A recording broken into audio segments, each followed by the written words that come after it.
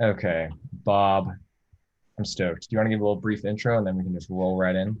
Yeah, so I'm Bob Kupfert. I'm a outpatient physical therapist, about 45 minutes outside of Chicago, Illinois. Don't have a pretty big, crazy background credential, but I've kind of behind the scenes stuff with Level Up, now CalU, and everything. I do some of the been a mentor twice for the mentorship group through Level Up. That's how I came to meet Chris. And really today, the topic is kind of the meta question of who we are, what do we do, how do we do it. Let's get down to the nitty gritty, like foundation of this. I saw this paper posted, I think by Todd Hargrove, like 2 or 3 years ago. And I love it, like for having essentially like a time capsule look back 45, 46 years ago. The most prestigious award you can get in the profession, the Mary McMillan Award, and Helen Hislop gets up and points the finger straight back at the audience and goes, like, this isn't good enough. And I love just how ballsy that is. And I love she was the one to criticize the profession and also be like, here's what I'm proposing, and laid it on the table and wasn't afraid of that. And I thought it's got good utility for the mentorship groups because, at least from my school, we never really had an introduction into like, what are we and what are we doing outside of like, we started back with World War II. We had a big influence with polio, and kind of where we are now. But it doesn't really get into like the philosophy and like epistemology of like what this profession is overall. And so, yeah, I really enjoyed that she had something to present on, what her thoughts are for it. We can kind of get into like what we agree, disagree with, and where everything's changed. And I'd love to, like, Paul, eventually I'd love to hear your thoughts. You're an experienced clinician, kind of like the changes you've seen as well, kind of throughout the profession. We've definitely made some really amazing strides in certain areas, but obviously we're still sitting in a big mess of like kind of who we are and what we're doing with this whole thing. So I'm going to read, and I found online to kind of get this going. So I think it's important when we have discussions like this to define our terms first and foremost. So I pulled from APTA's website what they had for what is a physical therapist, real quick.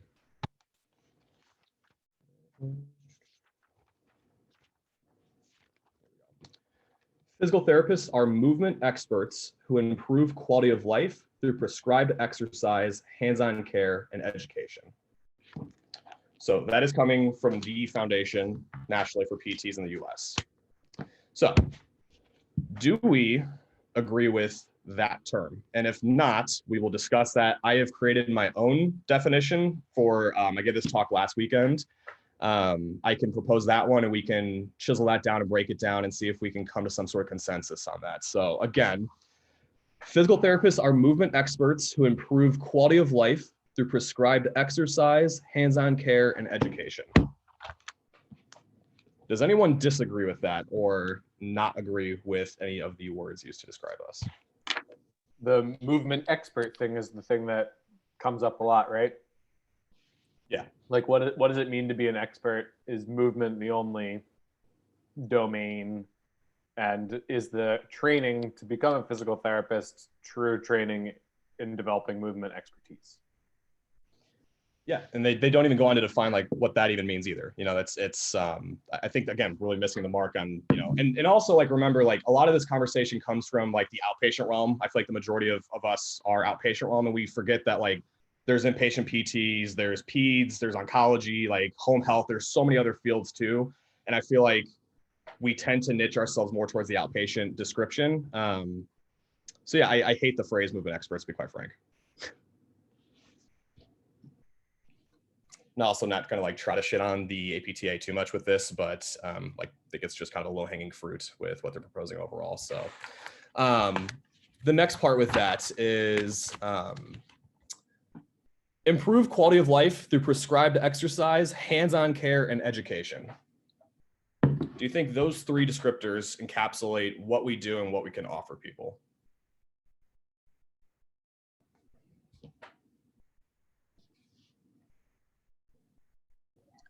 I think I think this area, like it's tough because then it's like, okay, how do we bucket, right? Like Bob, you were talking about the different like settings there are, and all the possible varieties of conditions that people come to us with. And so it's like, okay, you can't list out, splitting hairs all along the spectrum of care. So I see that sort of as like they're just trying to create like general broad buckets. And I didn't necessarily have too much of an issue with that. That's just my humble second year PT student opinion. Yeah, I mean, we've got a lot of things, that are within our scope that we can do. And I know they're trying to just kind of umbrella term those things kind of like nice and neat. Does anyone have any disagreements with those? Hands-on care, prescribed exercise, and education. I think the hands-on care, like that, it's a nice sentiment, right? But like Chris forwarded us that article from Eric that talked about, PT in COVID times and having to do a lot via telehealth. And that's not hands-on in the purest sense of it yet. You can still do PT that way. So does it have to be all three of those things, right? Like it was hands-on, exercise, and education, or can it be those things? Like, is it and or, right? Yeah, and that's I like that we attached Eric's blog post on there, because I think COVID really like caught us sitting on our heels with this whole thing of, and we'll get more into this, but we've really come to be defined by what we do to people. Our interventions are us right now. That's how society views us. That's how we view us. I know PTs view us as what we do. It's how physicians view us. It's how our third-party reimbursers and payers reimburse us. We get reimbursed based on what we do. And so, yeah, I mean, when you take away our ability to be present with someone physically, all of a sudden we're not getting reimbursed for stuff. And it's like, well, I can still offer services. And so COVID really kind of caught us like, man, we should have been looking at telehealth earlier, or like consultations. And Eric gets into this, like being reimbursed for our time and education and consultation skills that are provided versus being built out, just units for, a manual and a neuro re-ed and Therex and all that, when in reality, I think the time in of itself is very valuable. So what we did was I quickly threw this together, and I'll type it up real quick into the group chat so you all can see it.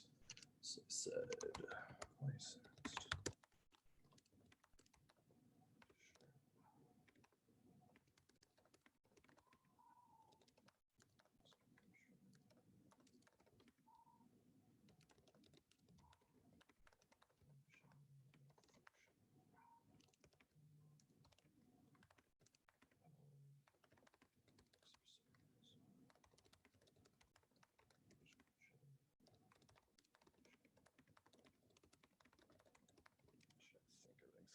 okay, so licensed healthcare practitioner who assists in the restoration, maintenance, or promotion of function and/or health through exercise, prescription, education, and other means of intervention. And I could say like and/or, but so I don't mean to be pedantic, but I think it's important, again, that we're kind of like defining our terms here with this before we kind of get going into the paper and with this discussion.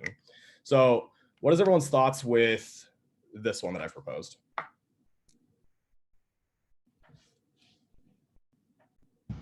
I personally think it's a lot better, mainly because you get a sense of the medical side of what we do, which the previous statement really didn't include anything medically based. So having something like exercise prescription, healthcare practitioner, restoration, that makes you think a little bit more about the diagnostic side and, differential diagnosis, which is obviously a huge piece of our profession.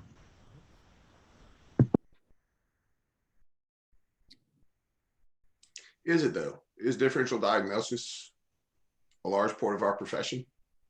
Are we accurate in our differential diagnoses? Do we know that we are? We're still calling things impingement syndrome.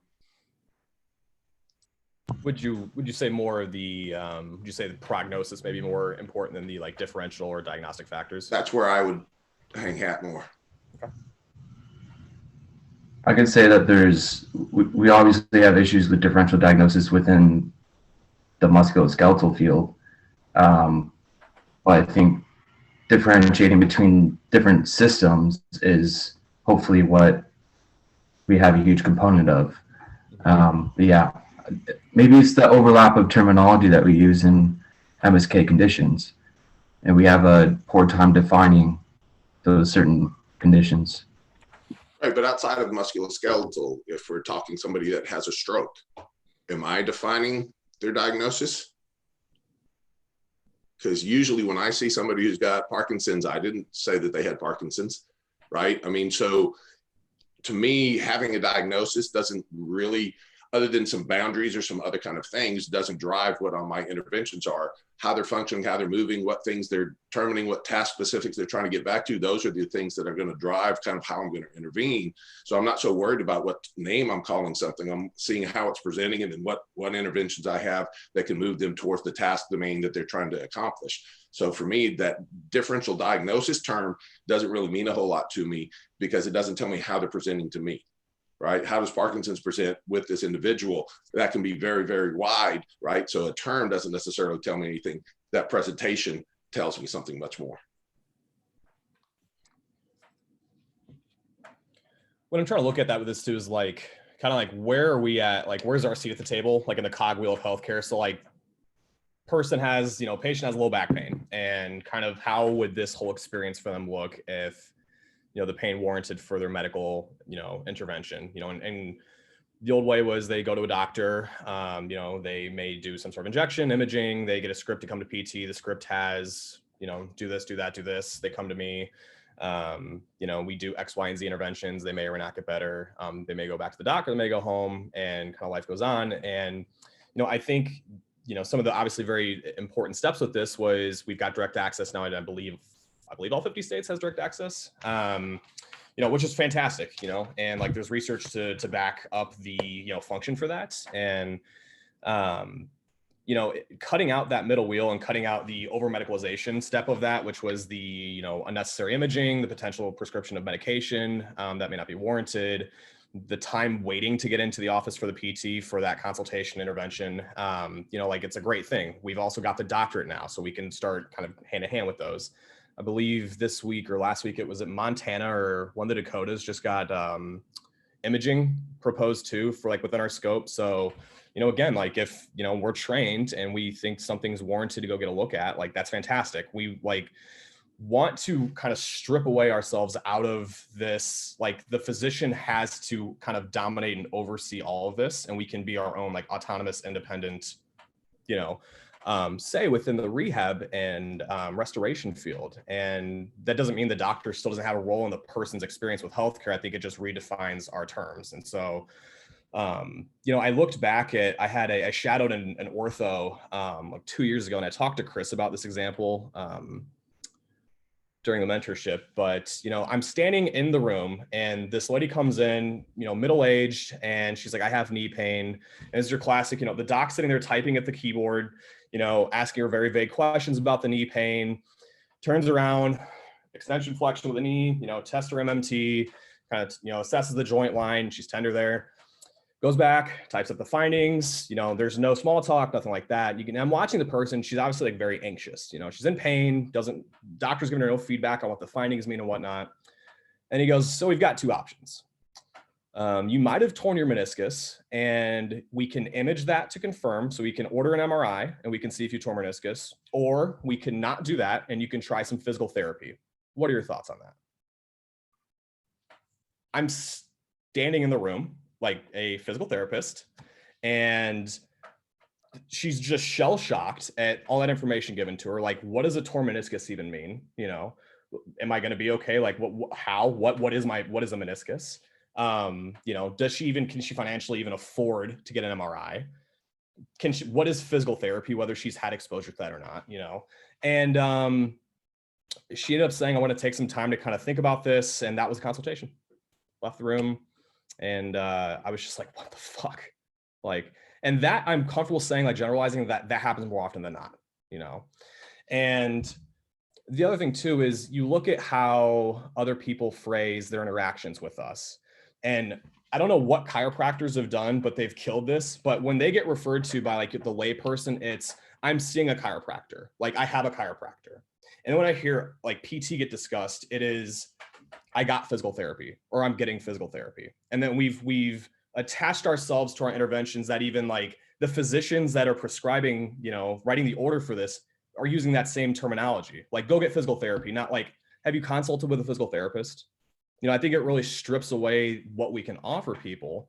And I think this paper was hitting on that so long ago, was we need to really put our foot down and define ourselves away from our brethren, like the chiros, the personal trainers, whoever else wants to be here. Like, that's fine, you can do you, but like, we're here and I know what we offer. And I think if you listen to the terminology used in these conversations, you'll really pick that up. We've done a really shitty job of getting that message across to people. And so, yeah, 46 years ago, she laid this out. And I don't agree with like everything she said, and that's fine. Like, science changed, like, let me rephrase that. Like, research continues to evolve and we find new things and we like disagree with things and we find, what things may work and what things may not. And so that's fine. She still laid out, she was like, I think movement disorders and pathokinesiology plays a big role. Great. And we've kind of come to find like, that's not really true at all. But like, if you go back to the definition, like, we're movement experts and we kind of like go a step further and we're still diagnosing people with movement syndromes and movement disorders and all these things, like, we're still doing it. And like, a lot's changed in 45 years, I would say. Like, I feel like a lot of advances have come in 45 years, but we're kind of still just trudging along with our interventions. So any thoughts on any of my just tangent there before we get going to the next step? Bob, I kind of had a question. I think that's a really interesting point. Like, going to see a physician, going to see a primary care physician versus, or a chiro, versus like, I'm getting physical therapy. And I kind of wonder as well, like, how much this ties into like physical therapy, like, I guess physical therapists, like, identifying as a collective. I mean, like, if you look at the APTA, like, people are just like, that is our leadership as like a profession here in the States. And it has just like, it's like 30% of all like physical therapists are a part of the APTA. Like, so there's not like a unified identity throughout the profession either. I kind of wonder, like, I've always wondered, just from like a systems approach, like, how do we even, because we can't agree with people who are in the same like class as you're going through a cohort in school. It's just so fractionated. It's a pretty deep dive into why, we have such poor turnouts for that, why we have, I don't know what the exact numbers, but 30% I feel is comfortable. 30% of the profession is, even APTA members. And I think some of it has to stem with, and I'm frustrated with, we see where our money is going towards lobbying, again, trying to get dry needling pushed, trying to get manipulations pushed, again, interventions. And it's like, I don't want my money going towards that. I'm frustrated, on other ends, it's one of those like, well, change can't come if you don't support it, and then I've seen on Twitter, and I don't want to go too into this, but like, I know there's some politics involved with that. Everyone's got their own reasons for it, and I know like the cost of entry is considered expensive versus what chiropractors pay. I think ours is what, $375, $380. I could be wrong with that. A couple $100 for your yearly membership. And is anyone in here a chiro or chiro student by chance? Do you know, Chris? Yeah, Derek's the only one at the moment. He might be working out because his face isn't here. I don't know if he's here or not, but last time I heard, like, their cost of entry, like for their membership, was like less than $100, substantially less than what ours is. And again, I could be wrong with that, but I don't know. I think that would help a lot, getting the cost down, but it's multifactorial for sure, but for me, my big one is like, that I write them a check for $400 and then I see where the majority of our time and efforts is still being spent in the trenches fighting for interventions when, like, we're still like, these aren't helping us get away from over medicalization and all this stuff too. It further kind of muddies the water. So that's like my own personal rant on why I'm not really satisfied with that. But part of that, do you not think, I look at what I see as far as what we do marketing, right? If you look at an individual therapist, they market their interventions. That's how they're differentiating themselves. right? And as long as we are differentiating ourselves through an interventional prism, right? If that's our lens, I'm different because I do this than them, right? That's where the focus is going to be, because every new shiny tool comes out. That's where the fuck I'm going to go, because that differentiates me from the next person, right?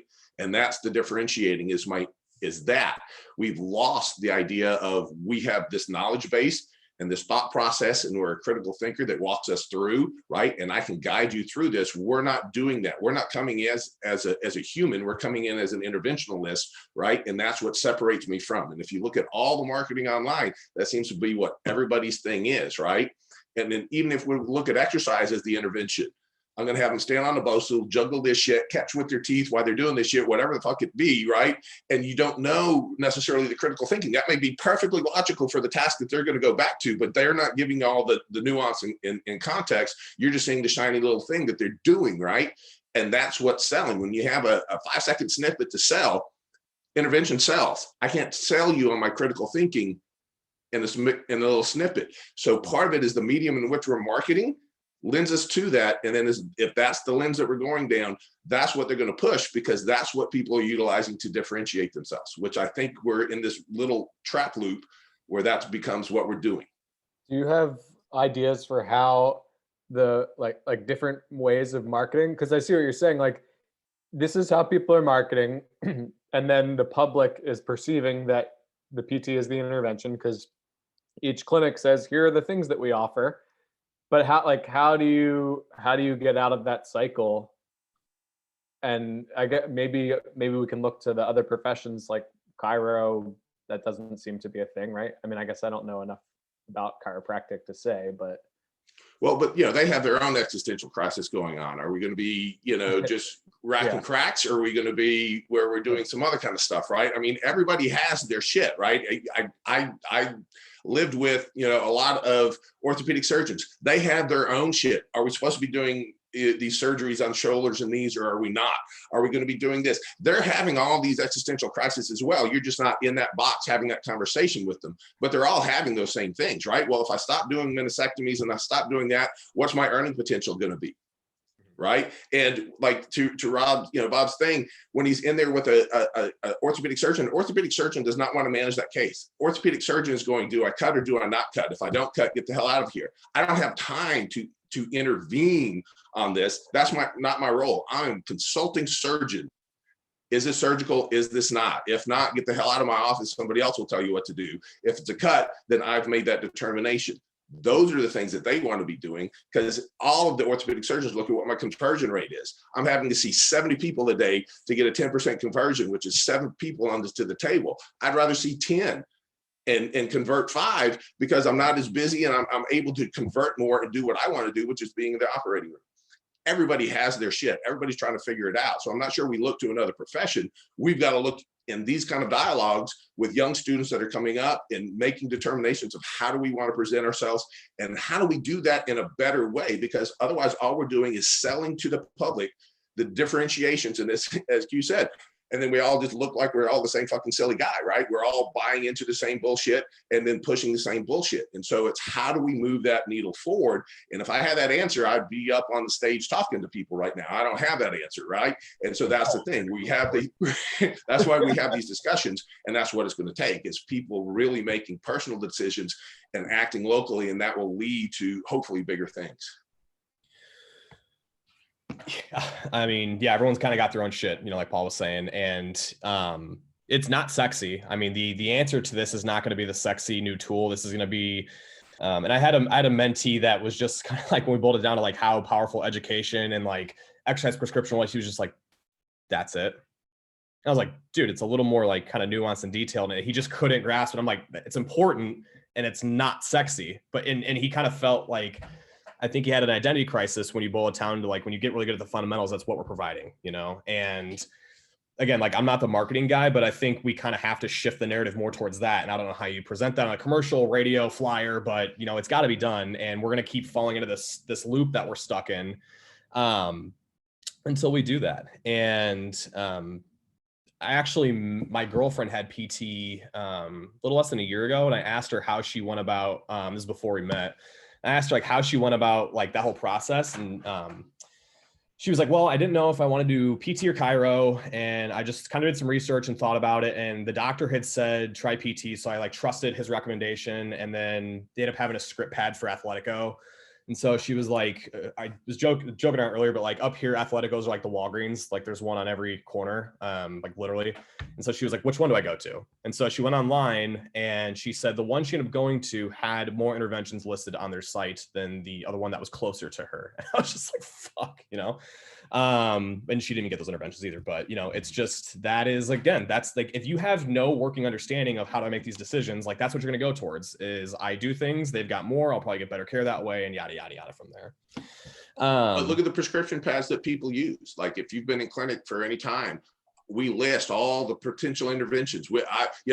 Zero G gravity running, whatever the fuck, every little tool and shit that you have, you list, because again, the consumer is making the determination based off of the interventions that are possible. Even if they're not going to get that, they're going, well, gee, if I need that, that sounds like really cool shit, and I'll get to do that.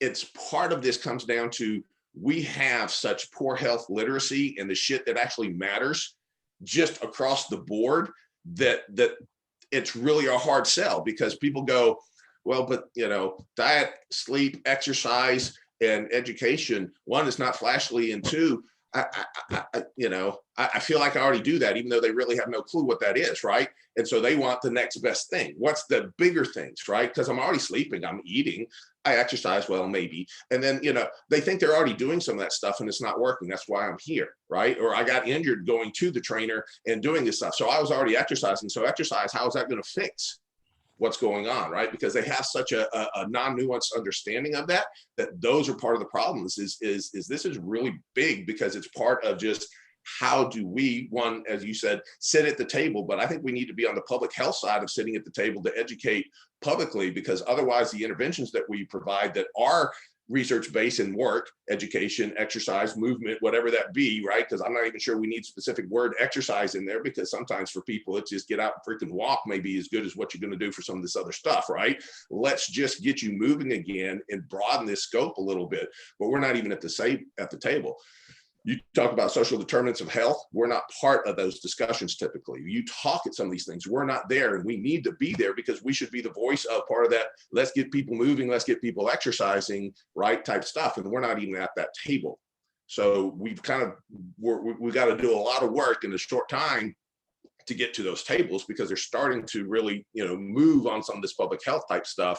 And that's where research in dollar funds are going to be going, not which intervention works, but what are we doing that's bigger scope for people? Because if we don't change population health, we're still going to be spinning wheels and chasing dollars, because we're not changing the health literacy of the people.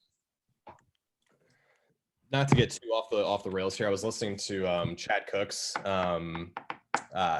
kind of podcast, sit down with Zach for Level Up, and he was just flat out, he's like, I don't think we're going to change society, and I think he's right. I think it's too giant at this time and way too deep, but I think we can change ourselves. And so they were kind of talking about schools, and I was thinking, like, what are some low-hanging fruit that we could like do better without taking away from what you still need to pass the boards per se? And that's kind of like the $1 million question right now. But I look at what my therapeutic exercise class was, and it's not a hit on how it was presented or done, like it was, it had its purpose, but I think kind of reforming to try to change kind of how we're viewed would be, when we look at like prescription for exercise, just for lack of a better word, is like, what are some of the easy ones? And like Paul was saying, like maybe so that person to just get up and walk, but like physical activity guidelines, like how many PTs know what those are? Like those weren't presented to us in school.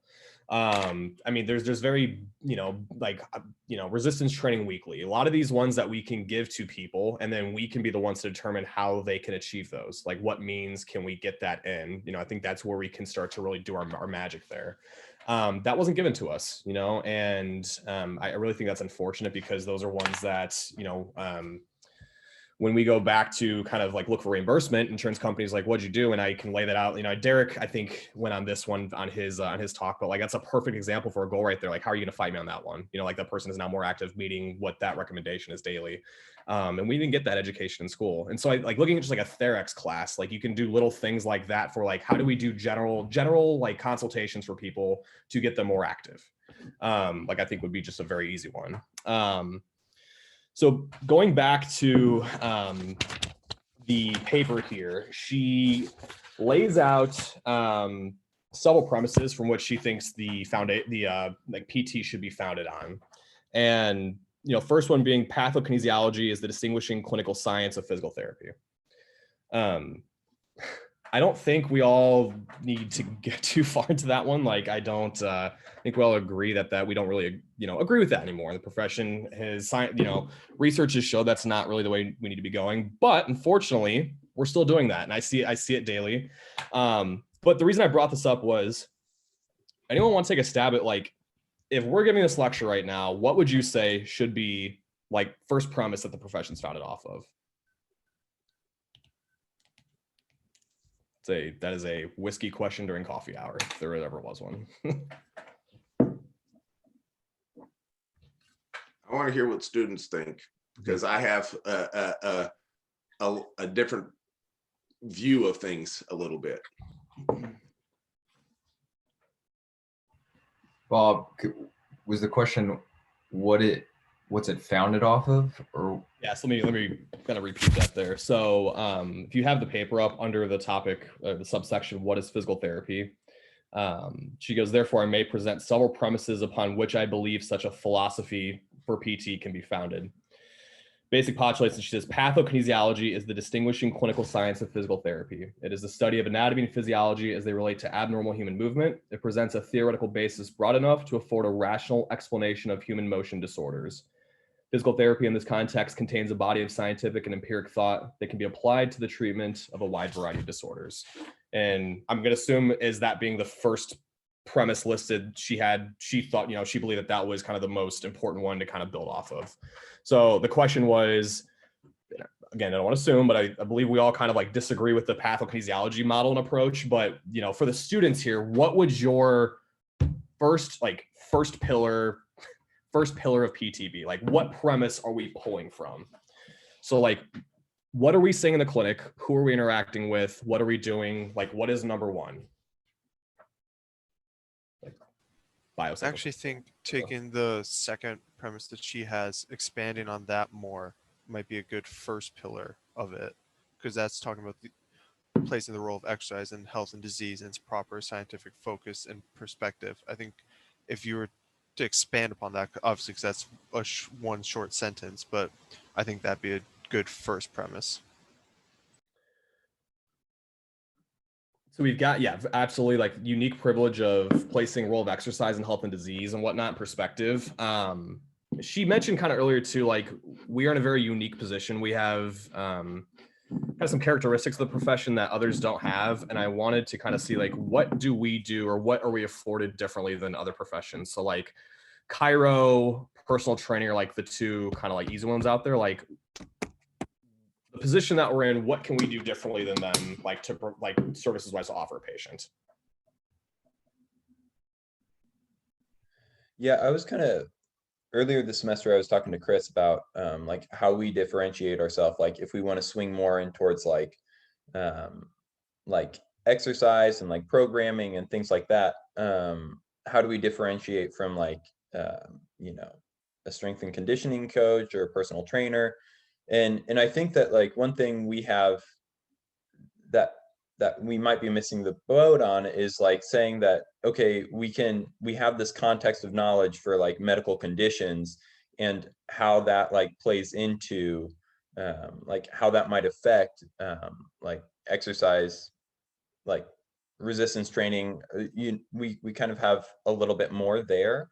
But then I don't necessarily say, I wouldn't say that that's necessarily standardized or across programs either. Like, I think that's an area where like strength and conditioning might not have that like background knowledge of like health conditions and how that might affect it. But I wouldn't say that that's really a strong point of our program.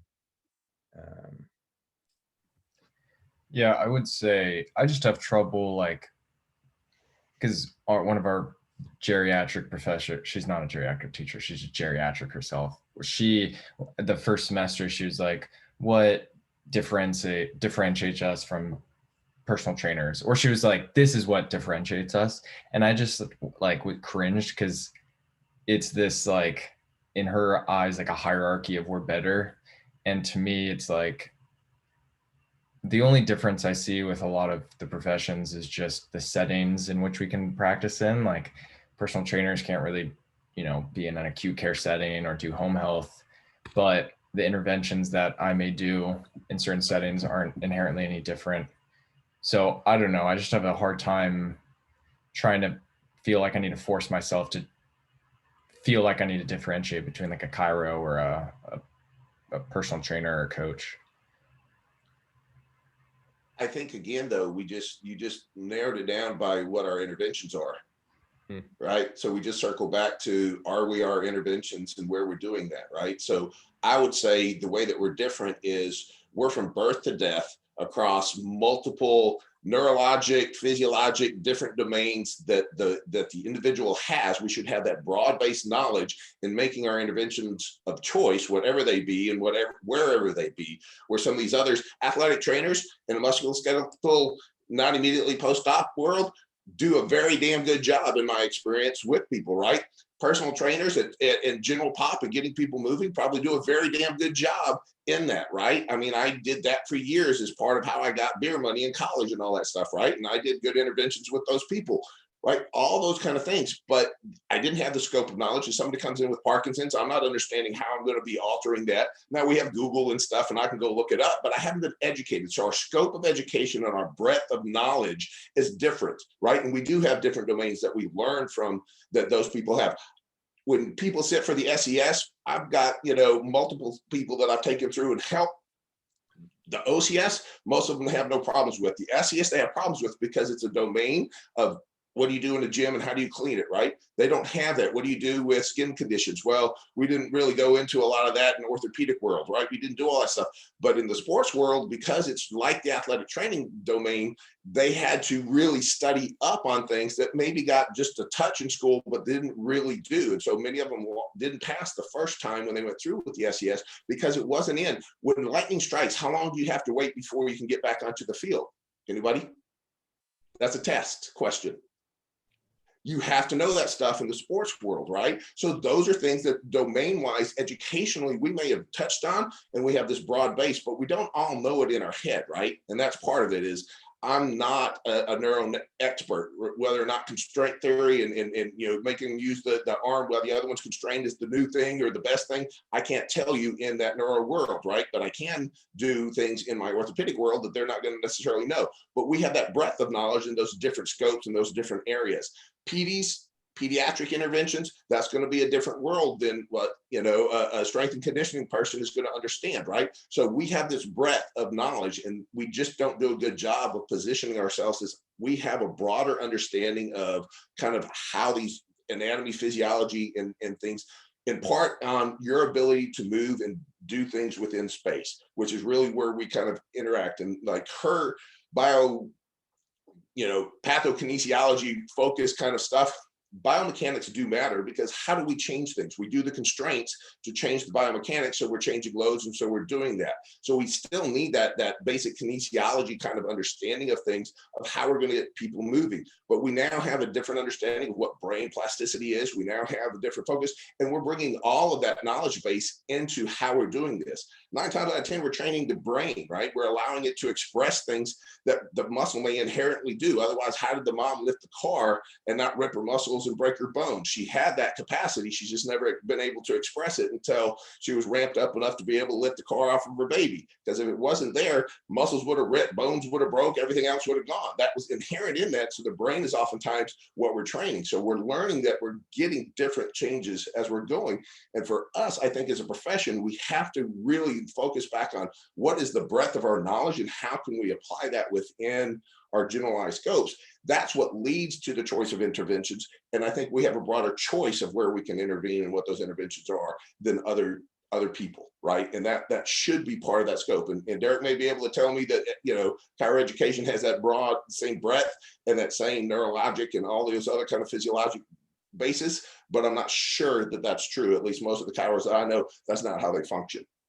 And so those kind of things are things that I think that there's a difference within our profession, and we just don't do a good job of pointing that out, because we are go see PT as an intervention, because that's what they think of, and it's all the same, right? Yeah, well, you go down there, they give you these 4 little handout sheets of exercises, and we do that. And in fact, our docs used to send down, hey, can you send me what you do?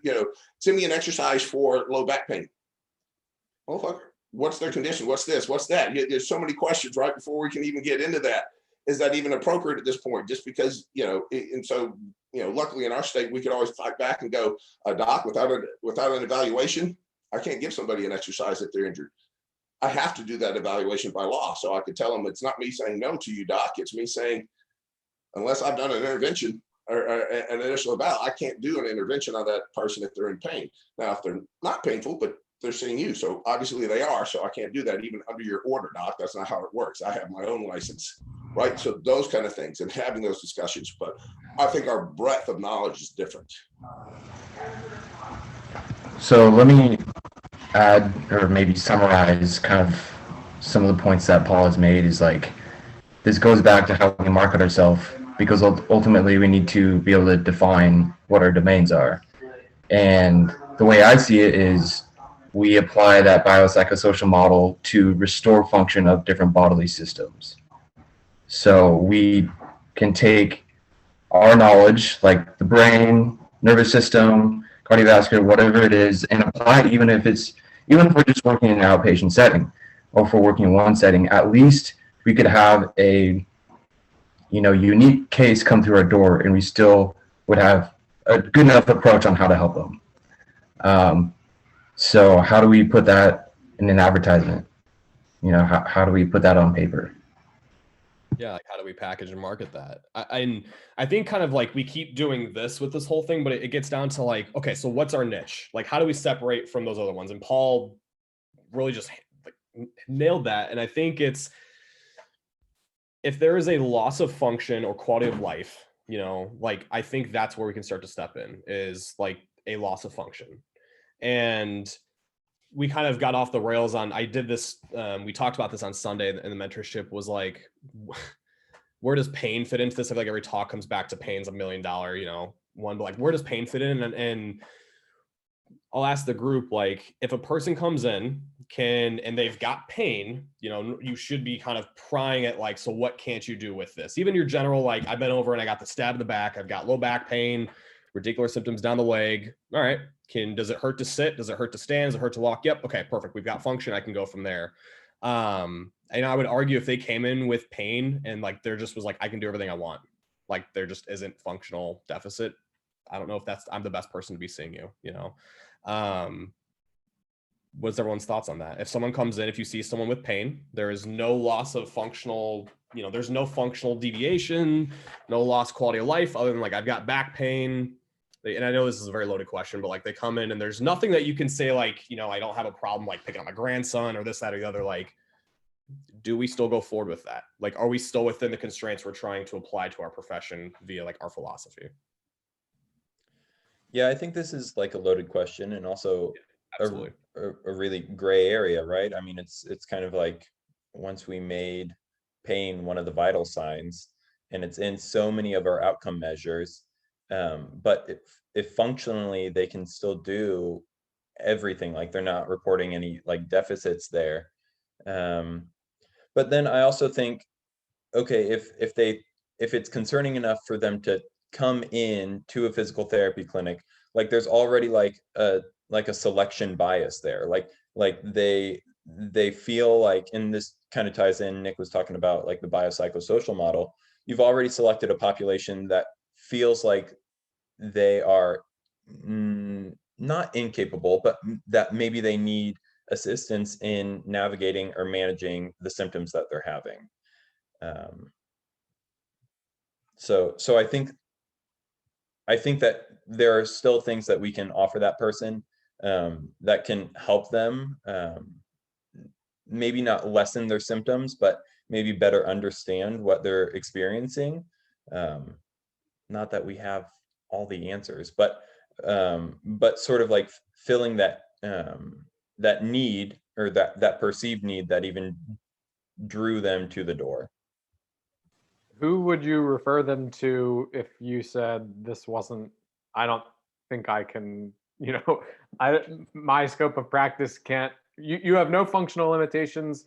Therefore, I don't feel like that's within my scope of practice, but who would you then refer them out to? Like, who's better suited to work with that patient? Yeah, no, these are good questions. You mind if I chime in real quick? Go for it.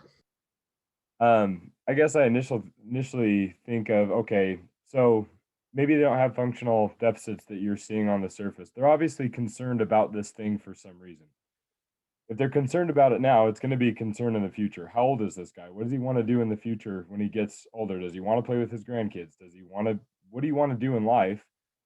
I'm sure if, maybe he doesn't have any problem bending over, cool. Do you have problems reaching 150 minutes of physical activity each week? Are you resistance training? No. Can you resistance train? No. Why? Because my back hurts. Okay. There's a part we could intervene. Like, there's so many layers and layers and layers and layers of questions of why this person is concerned and why this is an issue for them in whatever biopsychosocial, type thing that they've created for themselves. We just dig a little bit deeper. But I guess, to kind of go cover some of the other questions too, it's like, I really don't understand why we have to feel this need to differentiate ourselves to some degree. I feel like, part of our conversation earlier was like, that's where a lot of bullshit PT goes, is they try to find the next little Graston tool or dry needling, cupping, whatever the hell else you want to do. I mean, so they're trying to define themselves or differentiate themselves from other PTs. So why do we need to differentiate? Why can't we just provide good care for those who have problems in some way? We're just a facet in their care of musculoskeletal related things, but we should still be providing good care. I don't know why we have to differentiate ourselves necessarily. And I think people do appreciate that broadness of like, hey, do you want to get back to doing something? Do you want to just generally improve your life? Cool. Help us help you do that. And, is Mike Reinhold versus Eric Miera right now for the sports APTA not like the greatest dichotomy of all time for PT? Like, you have this guy who's like, on the spectrum, basically, like Eric Miera is just in this cave putting out fantastic information. And then you have Mike Reinhold posting all over Instagram and like all these big, things and athletic training stuff. And, he's in all these millions of people following. And he's posting all these like garbage intervention crap, just selling bullshit. And yet PTs are like, oh my gosh, like Mike Reinhold, oh, you're so good. Dude, if he gets elected, it's like just such an amazing like representation of exactly the way we currently think in our profession, that you have to differentiate, that you have to find the next shiny tool. Like, stop, just provide damn good care to people. Like, it's not that difficult. Sorry. That was phenomenal. Well, I was talking to Bob about this a few days ago. I asked him, I said, do we know if like the American Medical Association has like a tagline for physicians that they use? Because I think that why do we need to create like a tagline for PT? And especially if the move is towards more of a specialty type career, where there's going to be so many different like positions, is it even possible to create a tagline for 12 different types of PTs? And like, do other healthcare providers have that? Like, do nurses, do physicians? And I don't know the answer to that, but it's just, the tagline seems hella corny, and I feel like there's never going to be a good one. And it's, even if we have a good tagline, does that change anything? It seems like people just inherently know what physicians and nurses do, but like can't distinguish between the athletic trainer from the PT from the personal trainer from the chiro. I actually asked 3 patients this week to define what they think a physical therapist is for me. And these are the answers that I got. A PT helps people get back to moving by any means necessary. A PT utilizes a doctor's orders to help with pain and reducing impairments. And a PT helps with reducing pain and building strength.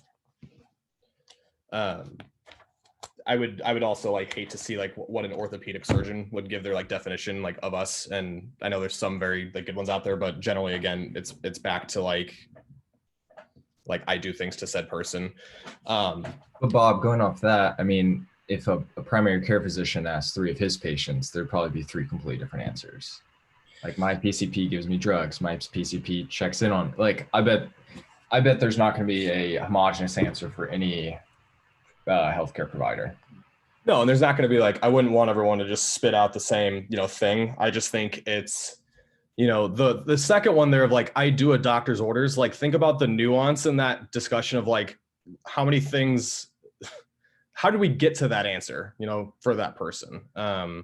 And I'm going to bounce off what Paul was saying earlier, but, as far as like distinguishing ourselves, like, I think it's important to like root ourselves out of this current spin of like PT Chiro and personal training. Like what we can do for people, like, is important that we get that out there. As amongst like within the profession, I think if you've got people that are doing oncology PT, like you've got people doing sports PT or doing, PT like outpatient ortho, like, if again, like we have a general working knowledge amongst like the lifespan and different pathologies. So, I treat people that have, recovering from a stroke. I treat people with low back pain. I treat, peds. That's great. But if somebody comes in and I'm like, someone can go a step further and do better, like I can then refer back out to my profession, someone that does that. I think that's a good distinguishing factor of like amongst the branches of the profession. But I don't think but again, we're still fighting over like interventions and this stuff too. So like when we saw, was it April 1st when APTA came out with their, today only you get 20% off educational tools for flossing, taping, cupping, scraping. And we're like, what the, like, is this a joke? And it wasn't, but like, that's still what we're marketing, So I think like, one, we need to get like a definition just set down for what we're doing. I think that is important because without that, we keep pushing the boundary on like what it is. Like the interventions aren't going to stop. They're going to keep coming out with gimmicks, and we need to get rid of that shit. And we need to like really dial in on the basics. And again, like that's not sexy, and I'm sounding redundant here, but like we need to dial in first with that, and then we can start getting out the message of like, we have other things within this field that we can do, like sub branches within it, that are important that you can then go to offer to get specialties within that. And you'll still get good care and education, but like the education given to, within like the peds realm and what I give is different, but like we've got generalized knowledge for that, and I just think that boat's been completely missed. I liked tying this back in, like she goes and lists out very generally like her kind of like hierarchy. And she's like, these are other fields and studies that we can pull from for these specific needs. And I quote, correct me if I'm wrong, this was in 1975, and I think Engel's paper for the biopsychosocial model was 77. And I don't know if like there had been discussion of this before, but like she's hinting that eventually she starts going a step further of like out of the person into society. And so I think that's fascinating that she was already like pushing this back then, but that still gets missed nowadays. We're still hanging out at this like organ tissue cell level with the shit we're doing, and we're not even going back up into the person, family, society. And also props for using cybernetic loop in a paper 46 years ago. But it's like, in some areas, yes, we've changed certain parts of the profession, but like how much has that needle moved, and I would argue I don't think outpatient was as prominent then as it is now. And I think that has kind of further muddied the waters as far as like the things that we're doing with people with that. Any comments on those little bits there?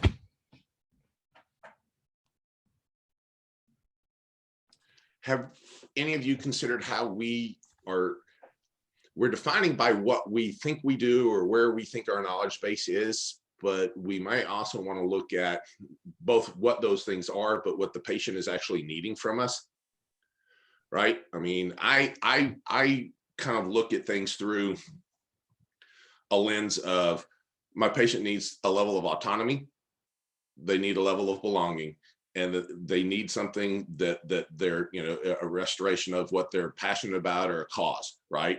And that's what they're actually typically coming to me for. They may say it's the pain, it's my back not being able to bend over, but really it's because I've lost some autonomy in my life, right? So I've lost a piece of what I am or how I'm defining myself or my ability to enact into the world, or I'm not able to be social with a group of people, right, that are important to me, whether that be playing with my grandchildren, that's being able to go shoot with my friends playing basketball, whatever that is, and or they've lost the ability to do their cause, right? I am based off of this passion, and it's taking me away from my ability to do those passions. They're looking for me to restore one of those kind of things. I call it the ABCs. And so as long as I'm hitting the ABCs for those individuals and trying to figure out which is their primary motivation, but all of those are going to be there, and I'm trying to restore those things, those are the things that I'm doing. And then I'm just figuring out what tools and what tasks there are through the task analysis that I need to be able to do to restore that, right? I want to be able to play with my grandkids. Well, what does that look like?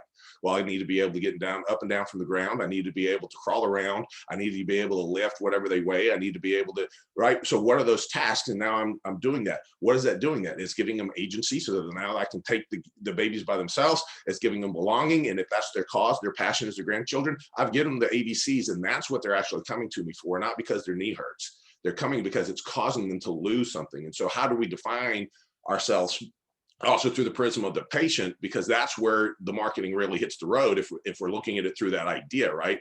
How do we identify? I like that, Kevin. Differentiation versus identification. That's a good, I think, way of looking at it. And how do I choose to identify, not differentiate? And I think that's a good thing. Quit looking at the differences, but how do we just choose to do that? And what is our role? And then linking that back to our knowledge base and that kind of stuff. I really like that differentiation. Yeah, we kind of I remember like even interviewing for PT school, like we had this question that came up from like one of the interviewers that was like, how would you differentiate yourself from like chiros? And it was like, why? And not just that, like we can't necessarily speak to this other scope of practice that like I think that that's like we've just been like churning the water on like us versus them with like OT or chiros or like athletic trainers, and it doesn't necessarily get us anywhere, especially towards like the benefit of patients, because there is a lot of overlap. And I think that part of this like advocacy and like scope of practice, there are like very legal things that happen, and that plays into like reimbursement. And so there's always just like this smash and grab for like as much of the pie as possible, so that you have a larger potential influence on the market. So then more people come to you guys. And that's, but I don't necessarily know. I don't know. I struggle with like, okay, if we identify as something like the public has to have something that like, what can they expect coming to a physical therapist? Because even if we go back to the example, I think Bob brought it up, just the thought experiment of, okay, this person has pain, but no limits in a lot of the different functions. And like their outcome measures, if we tested that, okay, that's all good, but all they're having is pain. Like, and then Travis said, where else would we send them? Yeah. Q, help me out. No, you're resident. Yeah, this is a good thought. I guess I feel like the public will expect what we consistently provide. You know what I'm saying? And I think we want to differentiate from all these other types of professions, but at the same time, we also complain together in these journal clubs and in other, maybe higher level evidence-based or whatever evidence-guided type discussions with good thinking, forward-thinking clinicians, that we get upset at what some chiros do, that they're telling our patients that they're putting something back in, or that, maybe they're doing the wonky shit where their chi energy is flowing through their spine wrong or something, and then we get mad at ATs because they, jump on a lot of passive modality stuff, or they're not giving very good exercise interventions or that kind of thing. So we get mad at that.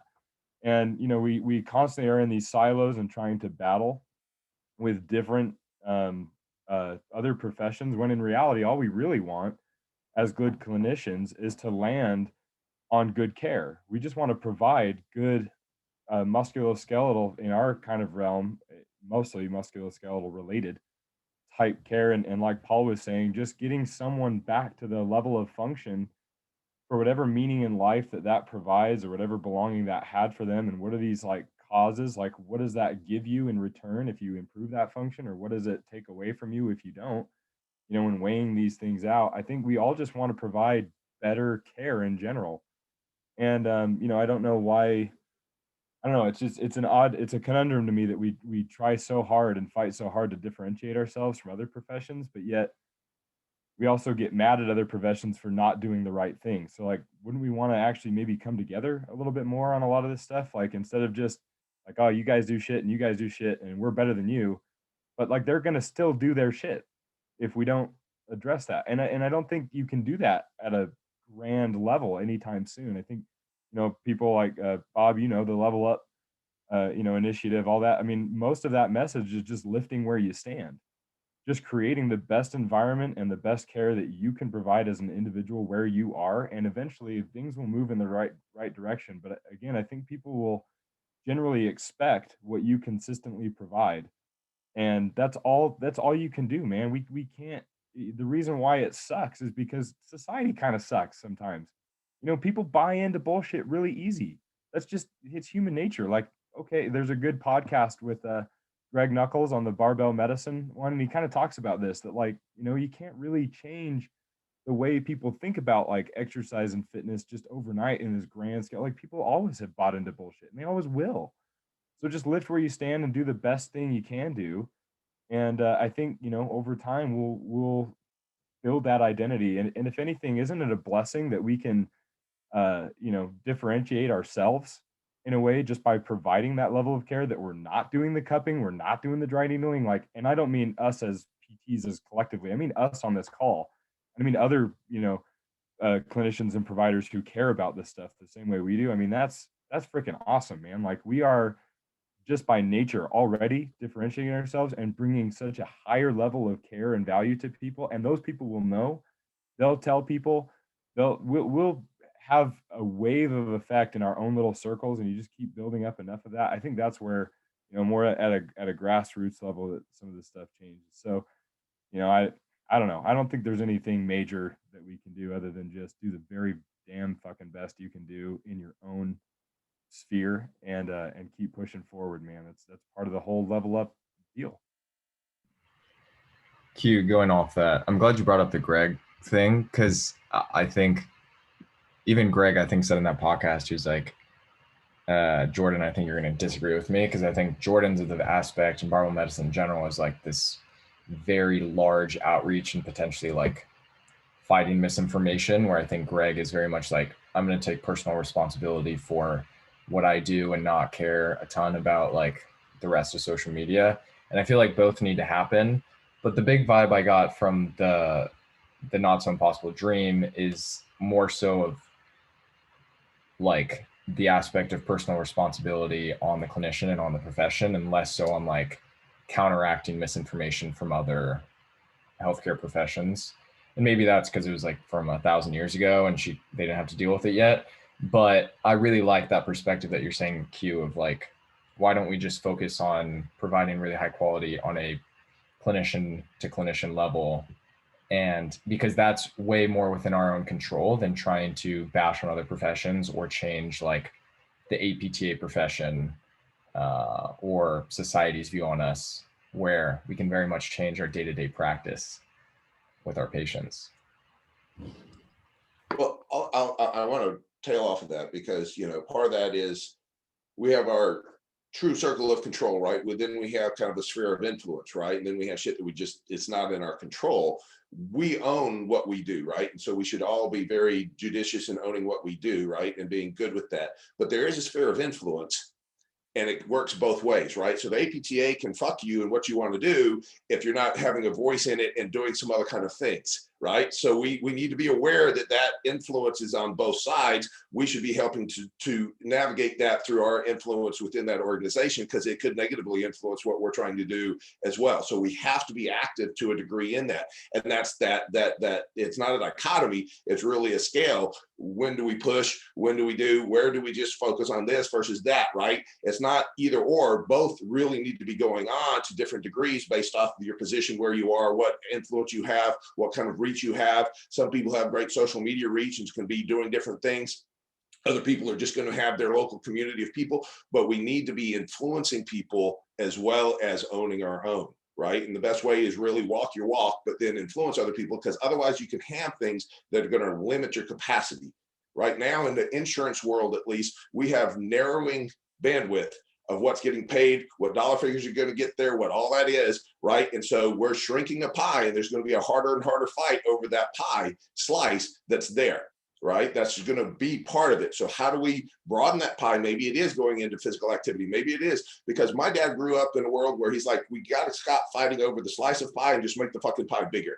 So how can you make the pie bigger? That's the drive in life, right? Make the pie bigger so we're not fighting over crumbs. We're just making the pie bigger. And how do we do that? And part of that is your sphere of influence. It's got to start with you, but then we do have to be influential. I don't want everybody going, well, I'm just going to do me and fuck everything else, because it can end up screwing you if you're not influencing others and trying to give back both positively to things, but also within the organizations that can impact your ability to practice in the way that you are hopefully practicing.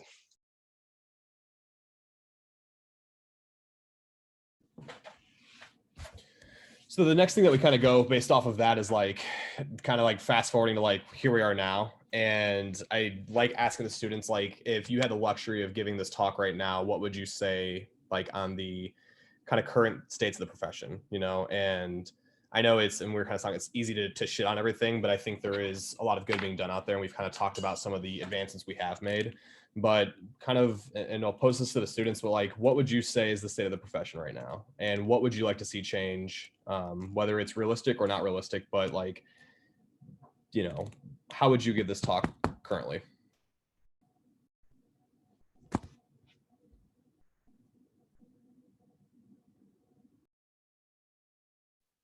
All right, I'll go. I think Q, when he was talking about like what we consistently provide, and was sort of referencing like just better musculoskeletal care,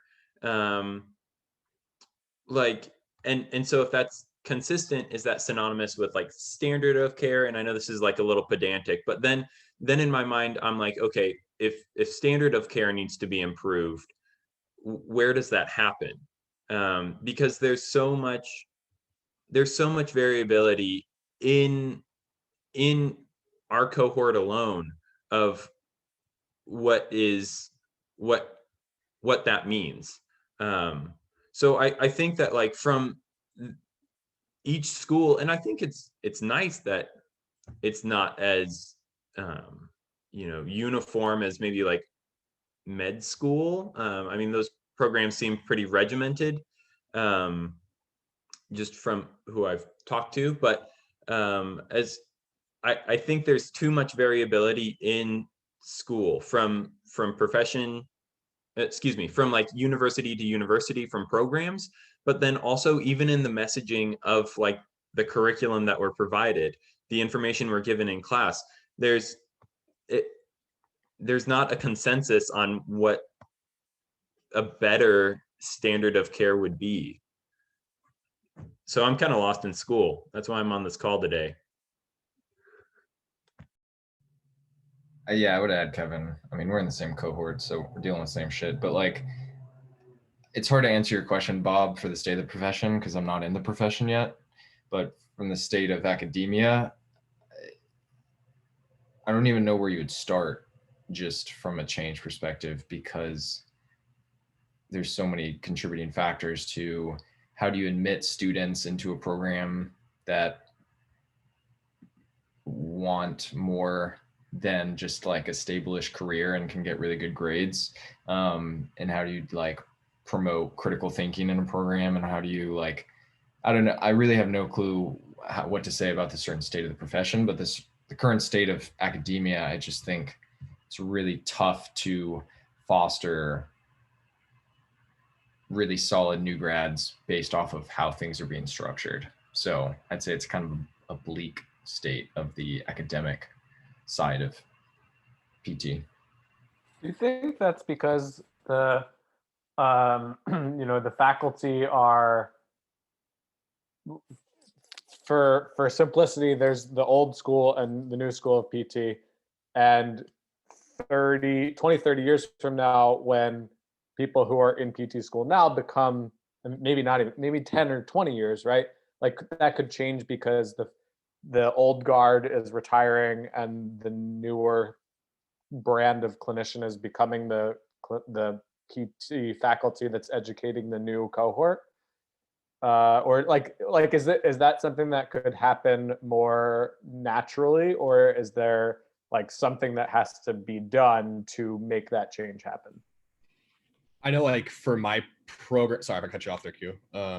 For like my program, I know from what I've heard, like they've started reaching out to like Mike Amato and some of them over at Boston PT Wellness and Level Up, as far as like clinical placements. And one of my friends is in my cohort, but got brought back on to help with, like, I believe it was the Therex class. And so like I can already see them starting to kind of change, like what are the things we can't control, and again, there's a gray area where like things are gonna be on the boards, and we've got some things that are more advice-based that could be a little more like up to date, for lack of a better word. And I see that wheel start to turn. And so I know, and I see this a lot, is like, do we change the boards? Like, can the boards be changed to reflect like better practice care? But a lot of these things, like, you don't have a great answer on. So like, how do we test that? But can we respect that the boards are there to create a broad spectrum of knowledge and clinicians that are safe in their practice? And like, absolutely. And so like, I think the boards still serve their purpose. And I think we still have ways in class, like I was kind of using my Therex one earlier, like we can give some information and say like, hey, this will just make you a better practitioner. Like, this is still very good advice to be kind of utilizing and implementing. And so I think, and without like, Chris, when you're saying like, how do we even look at who we're bringing in, it kind of gets into like Nicole Piamonti with Afflicted, where she's talking about the intentions of med students coming into school, and how like that can totally change by the end. And it's like, I think PT kind of does the same thing. I think you can only control them for 3 years. Like, you only have them under your grasp for 3 years. And yeah, I mean, you kind of do brand them in a way when they leave, like you kind of practice how you're trained. And so that's where you get all this variation in PT school. So at least for my school, I'm seeing that wheel start to turn, and I'm seeing some really good decisions being made on what they're starting to include. And I think more and more of that by things like this will help a lot. And again, like, we're not going to change society, but if we start pumping out more of like people that are trying to think and do things like this, you start making more impact locally, and you do that enough. And yeah, like you can spread some really deep roots there that are widespread. But I think part of it's like just waiting for those people to like leave or kick the can and bring in more of this, unfortunately. So I think part of it is like, not to get too sinister, but part of it is like a waiting game, There's some of that, but I'd push back that the literature is going to change as well.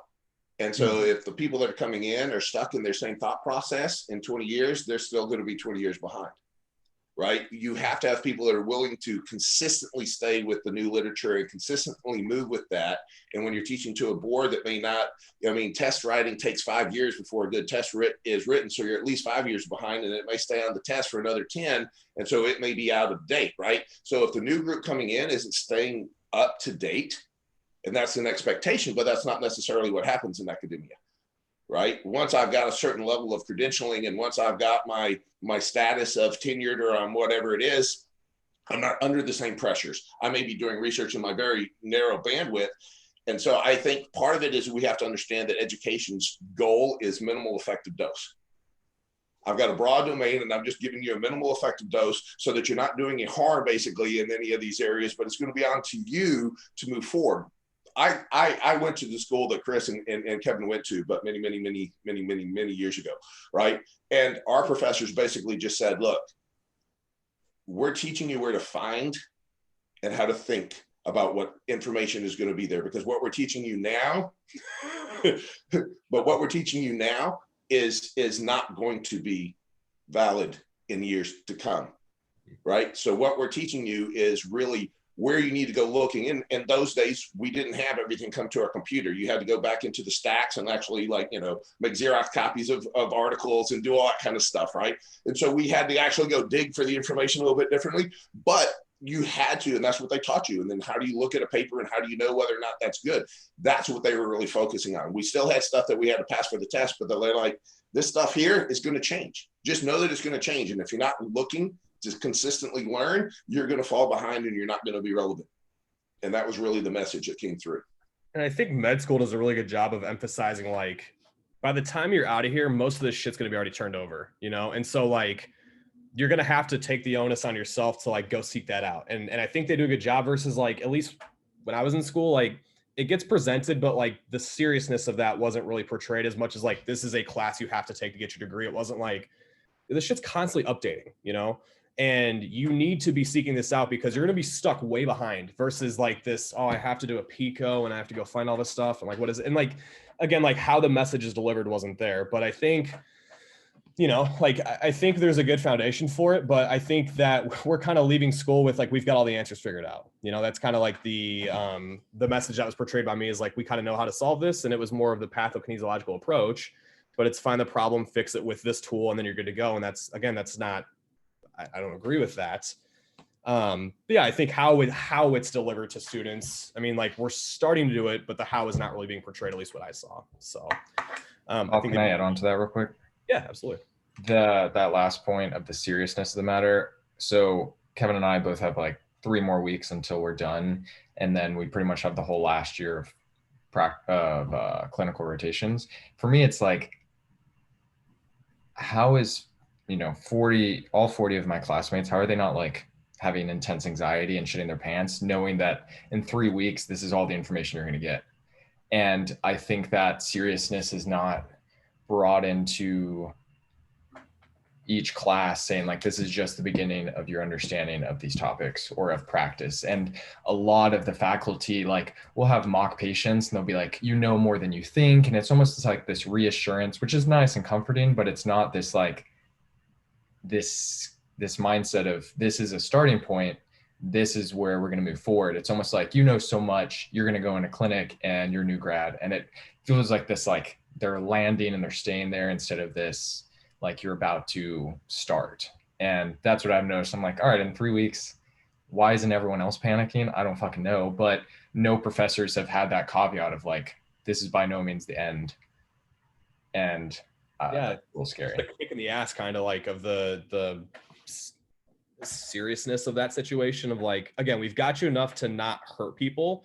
We've got you enough to be a general practitioner. That's phenomenal. You've got a foundation, but like, that's what it is as a foundation. Like you have to keep going on your own. And we start giving you those tools of, you know, like how to do a research review, you know, like how do I search PubMed? If I want to go into research, how do I go about that? You know, so like it's presented, but again, like you leave and you're like, well, I can just get that at a weekend course. You know, like I can get that next tool and this time back and interventions on there. But I think how it's portrayed would be really important. You know, if I didn't have, and I was lucky, like I went to school with Sam Spinelli and he found clinical athlete back like in its infancy. And I'm reading these forums with Derek and all this stuff. I'm like, fuck, man, like this is what is not being portrayed in school at all. And I was fortunate to have kind of that different view on things. And again, like I'm seeing little trinkles of that, like even with my school. So I think like we're starting to see the needle move a little bit. And I think that's, and I could be wrong here, but I think that's where we can start to change the most is kind of like within our own house. You know, and we don't have to blow up the boards and all that, but kind of like the other areas where like this may not be on the boards, so I've got a little bit of wiggle room for this. So maybe let's go that route where if you want to start getting into like, you know, humanistic biopsychosocial approaches or, you know, just general recommendations for physical activity guidelines, resistance training and whatnot, like start incorporating more of that stuff in there. So yeah, it's my little 2 cents with that. Did anyone read the Eric Mira blog, Brave New Profession? Sorry, Bob, can I just jump in on like what we were talking about? I just had to like form my words. I struggle with that. Okay, so you were talking about like that we need to like stay up to date on like the materials and topics, sort of like within whatever setting we're practicing. And like you said that like, there needs to be that emphasis, but I also kind of wonder like, do they like should is one thing, but do is a whole other thing. Like, I think we've all experienced like older clinicians who like their practice still seems pretty dated or like outdated, and they're still getting by. And like for them, like the profession means something. And this kind of goes to like Chris talking about like the variability of like who's coming into the profession. Like everyone kind of has like a different relationship to like what a profession or like a job is and what they want out of physical therapy. But like, I think everyone on this call would agree that like we should stay up to date, because that's like very important and rewarding to us as like individuals as we identify with the profession. But then I don't really see there being the necessity, and I just kind of struggle with that. I'll speak to some of that necessity, right? Okay, so even the really good, best evidence-based practice that we have right now for low back pain, right, says basically I can have them fucking do just about anything, and time is going to heal things, right? So I can fool myself into believing that my interventions are working, right? I can put tape across your ass crack, and all of a sudden, a week later, you're feeling better because I've taped your ass 3 times a week. I've got the new tool for I've synced your SI together by taping ass across your ass. And so this natural shit is just one of those things that it allows the body heals. We work through a medium that's a human medium. That is what it is. We're using their own physiology to deal with what their body is doing, and we're using their body to heal its own self. And so time has to be part of that factor. We can't necessarily speed that up a whole lot. And that's why a lot of these interventions look like they're middling interventions, because we're waiting on the body to do what it does. We want it to heal correctly, not just in a stiff joint or not this, but we're really just guiding the body along a pathway that is leading to something. So our interventions don't look like they're super powerful because it's a human medium. And we're working through a physiologic system. If they're smoking, if they're drinking, they're not sleeping, all that shit. That's why all that shit matters, because it's a human medium that we're working within. Right? And their psychological component is there. And so if they're totally fucked in the head, guess what? It's going to be hard to get them moving forward. So a lot of these people can convince themselves that their interventions work, but really it's just time passage and the body healing as it does. And so I can do damn near anything on certain conditions, and shit's just going to either get better or they're going to go into a chronic pathway. And then at that point, God knows what's going to happen. And so a lot of people have this bias that, well, all my shit works. It doesn't matter. Right? We got people doing crystals. We got people doing all kinds of shit because in a couple of weeks, this person's going to be better. Right?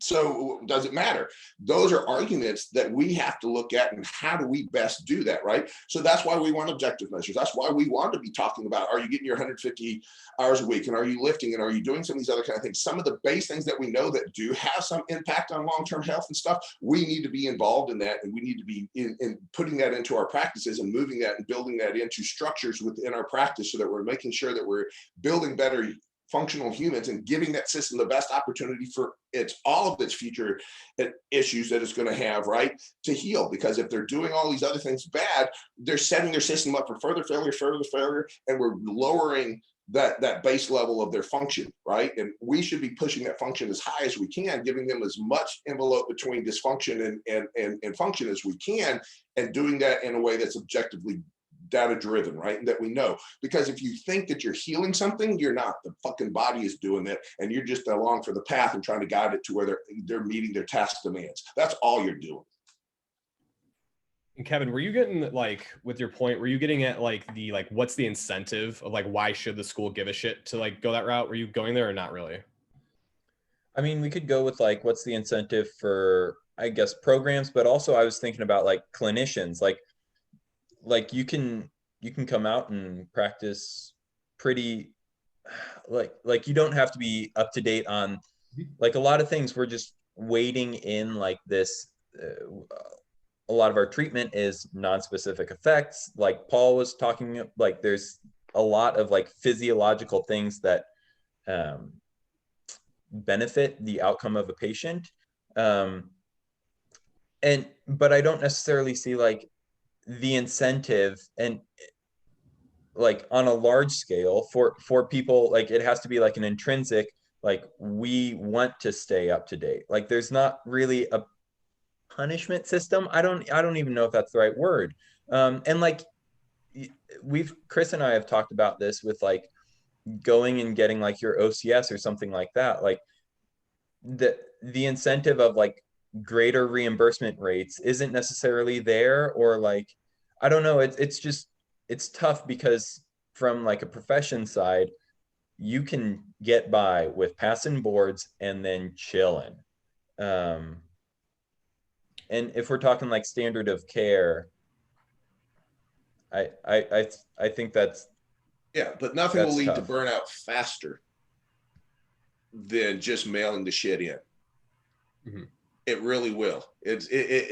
When you're not actively engaged and you're not really engaged with that human in front of you, and you're just going in and pulling fucking paycheck, you will burn the fuck out super fast.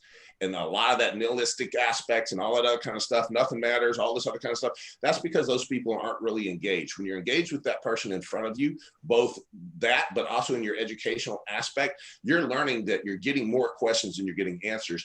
And that should actually spark things in you. Right now, I can go seek this out. I can ask this other question. I can go meet with another peer that may have a better aspect of that and have these broader dialogues. I mean, Chris does that already at such a level, right? He's reaching out to all these people, pulls all these people together and does things because he's got fucking questions. And if you're not having that, right, when you go look for an answer, it should actually give you more questions, because if you really look at the literature, that's what it all does, right? Is like, oh shit, well, but what about this? Okay, what about this now? What about this? There's constant learning. And so if you're not doing that, once you get into that rut, you're fucking dead, right? And it just leads to burnout, and you're dissatisfied with life. Unless you're just doing that to pay, I'm just going to pay some bills, and then my life is going to be something else. My passion project is going to be somewhere else, right? And okay, so you're just pulling down whatever dollar figures it is to pass time, but you spend so much of your work life, or so much of your life at work. Why would you just want to pull down a paycheck, right? Because all it does is burn you out. My first CI literally told me that it was at a sniff, and we were waiting to go into a patient's room, and she was talking about like what I do, and I mentioned clinical athlete at the time and all these things, and she was like, I love that you're trying to be this, but she's like, I'm gonna be straight up with you, like this pays the bills. I punch in, I punch out, and I go home. So like I'm not gonna provide that for you, just being upfront. And at the time I was like, okay. But I'm like, fuck yeah, if you're already given like the minimum 40 hours a week, like you'd hope there'd be more than just the bare minimum. And again, like this is a dream, but like, you know, in school, like we didn't, like epistemology wasn't laid out to us, or like your epistemic responsibility to try to get closer to what, you know, knowledge or truth is. And like that shit scares the shit out of me, like when I think about that, like on a meta level, you know, like once you know something and you have that knowledge, like, and your intent to use it or not use it and dutifully do that, like, you know, again, like just saying doing that isn't going to just change everything, but like having those things presented may grab more people, you know, like you, like that planted a seed to me when Derek and Mike were talking about that, you know, like I think philosophy, and again, I'm trying not to go away into the roots here, like has a role like in the class, you know, like early on when you bring students in. But again, like, I don't know if you change how you're screening, you know, your interviews for kids, you know, like, you know, I think the questions being asked, you know, I don't know, Kevin, if you said like, how do you differentiate a PT and a chiropractor? Like, are you fucking kidding me? Like, that's what we're going to spend the next half hour talking about, is that softball of it. You know, it's ridiculous. But like, you know, like when you have a question, how do you find the answer? What's your methods for going about finding an answer? You know, like, something like that. I'm just spitballing here, but screening for that I think is important too. Again, like I don't know what the incentive would be from the school, and I don't know if there's something extrinsically that can push back on the school to want to do that. But I think with time and you get more of these conversations happening, the odds of you getting that catalyst into the school, whether that's a Sam Spinelli for me, or you know, a faculty member like an adjunct coming in that teaches a class that takes one of these approaches and can plant a few more seeds, you know. And again, like this is a dream, but like I think time is just going to have to be a part of this equation, you know, and hoping that we can keep having discussions like this to get out. So yeah, I don't know what the extrinsic factor would be other than like just keep doing, you know, level up, barbell, medicine, CalU, clinical athlete, all these things need to keep having these discussions and pushing forward. I think there still is relevance to this. And I mean, like me sitting here right now is literally a perfect example of that process occurring. So, and I was listening to Zach when he talked to Chris Johnson a while ago, having that talk, like that 15, 20 minutes with people, like I'm wrap this up, but just keep like he was saying, like keep striving towards good healthcare and the totality of that, like having these discussions, talking to people, answering questions, mentoring and all that all serves a role. And I think that's just the best that we can do right now to keep, trying to strive towards that. So Chris, is there any faculty involved? Like this is technically your journal club for school, right? Nah, I mean, I initially framed it that way, and Not it, anymore. I mean, you can see Kevin's the only guy in my in all of, 120 people in all three. So about a year ago, I distanced myself from the school Gotcha. because exactly that, like most students don't give a fuck. Yeah, well, not even the students, but well, I guess partially the students, but having a dialogue with the faculty because they're like trying to make it better, right? But like having students and faculty having these conversations is like where I see that like, okay, we can get better ourselves, or we can try to get into the mix of whether it's APTA or at the university level of trying to make those bigger changes. But if it's like just students, so that's why I was just wondering, because I just didn't know what the current like shape of that was with your school. Faculty. Yeah, it's non-existent. I'd say there's one faculty that I look up to, and she's not even like the side of PT I want to get into. And we even have the Texas physical therapy president is one of our faculty, and he's not the most motivating to listen to say the least. And it's like, if he's the overarching president of the TPTA and he's laughable in my eyes, like that just goes to show the like level of lack of leadership from a professor standpoint and from like a TPTA, APTA standpoint. That sucks. I wonder if that's just your institution in isolation. And I only have experience at 2 institutions where I did grad school, but it's like at least where I've come from, Delaware and Drexel, it's like a mix 50-50 of people who like don't give a shit and they're just punching the clock teaching, and people who are like engaged and trying to make it better for the students. Yeah, it's definitely better at other spots. Like I'm taking Mike Raymond's mentorship, and like he's at Duke and they have a stacked faculty and they have phenomenal students, but there's also like a bell curve. Like I was talking to Mike Raymond, and he was saying the same thing. There's faculty and students at a phenomenal institution that are crushing it, and then there's some on either end. So I think it depends on where you're at, and hopefully it's moving in the right direction. Yeah. But I understand it would be difficult to make inroads at your institution because people aren't interested. Yeah. Bob, do you want to dive into the Brave New Profession real quick? Yeah, so essentially Brave New Profession was Eric kind of had this like existential crisis when COVID hit of we kind of touched on this earlier, like how we kind of fucked ourselves by the reimbursement model right now is like I do unto someone and I get paid a reimbursement value based on said units, and said units, some may be deemed more valuable than others.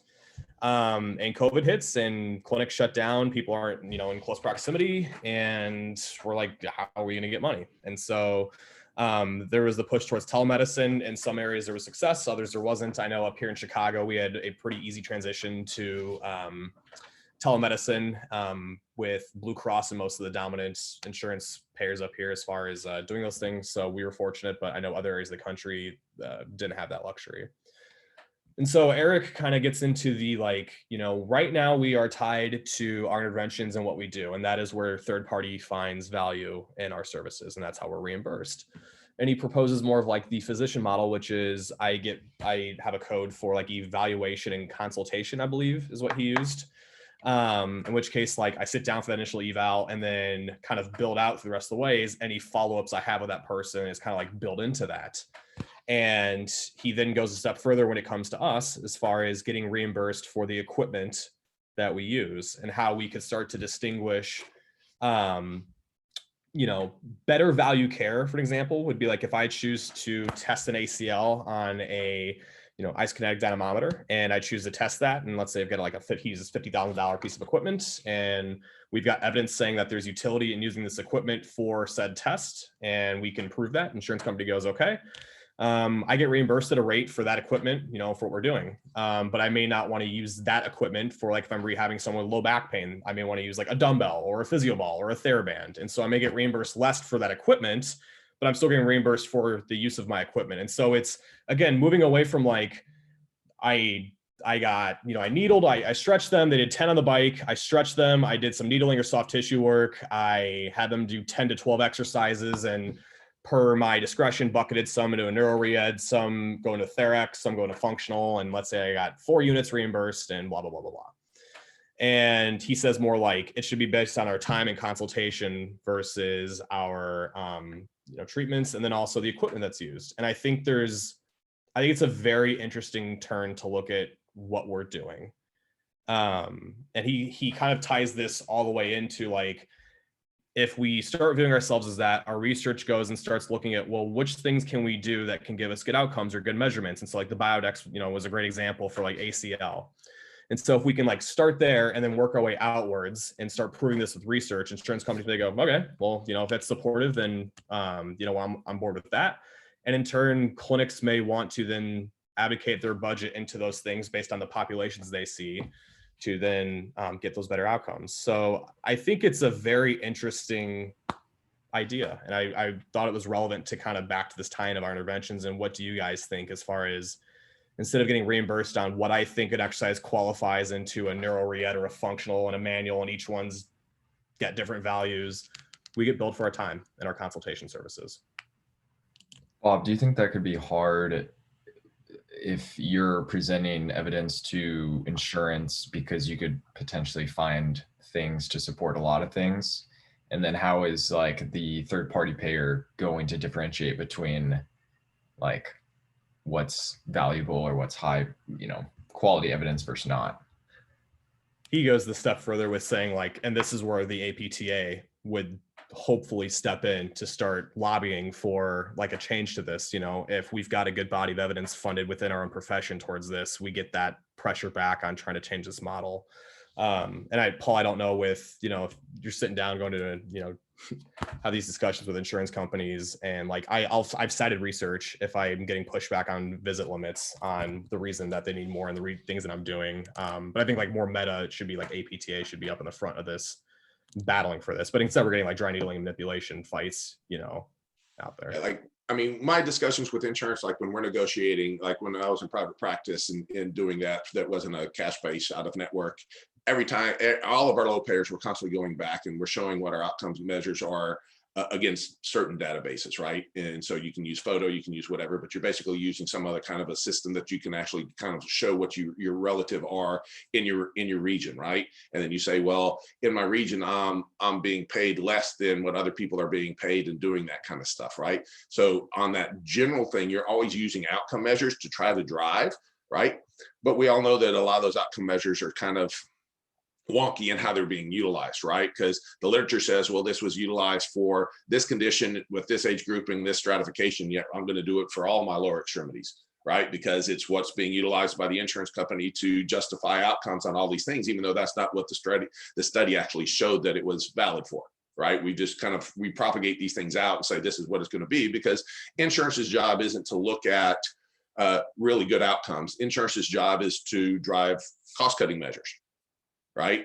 And that's really what they're doing, is they're trying to minimize. I mean, why do you think access to PT has gone up, right? It used to be a $20 copay, then a $35 copay, now a $70 copay. Why? Because that keeps people from utilizing it, right?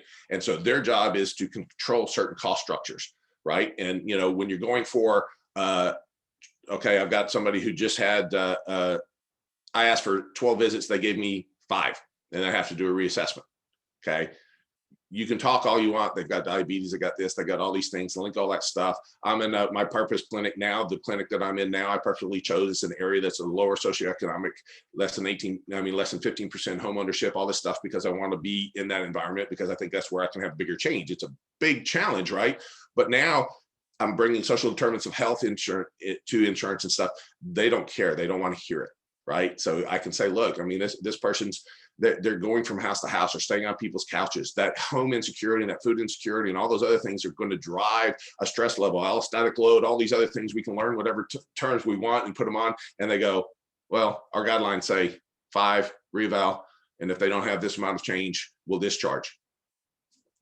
Right? Which is why I have to have my other side of the house, the out of network practice, which is a cash base where I get paid for my time, because that's my outlet to be able to do some of the other things that I want to do without those constraints. But living within those insurance constraints, it's a very difficult challenge.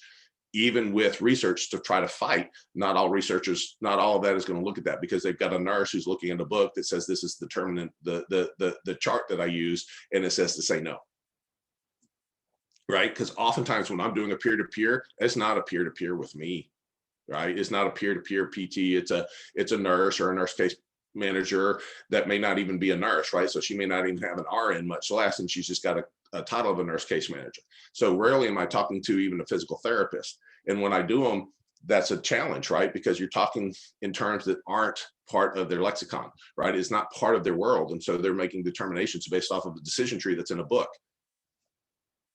And that's until we can change that whole thing, which is a big thing, which is why, again, work within your world, try to do the outcomes, track them, but track them right, and see if they force you into that box, figure out what part of that box. So like if you're doing less and you've got an older population, they're running and cutting and stuff, you've already skewed that, right? I mean, you've got some of this kind of shit. So how are you doing it if that's the box that they're putting you in? Those challenges are real, right? And so how do you do that? And what are you grading that? And how are you having those talking points? But knowing that insurance just does not really seem to care.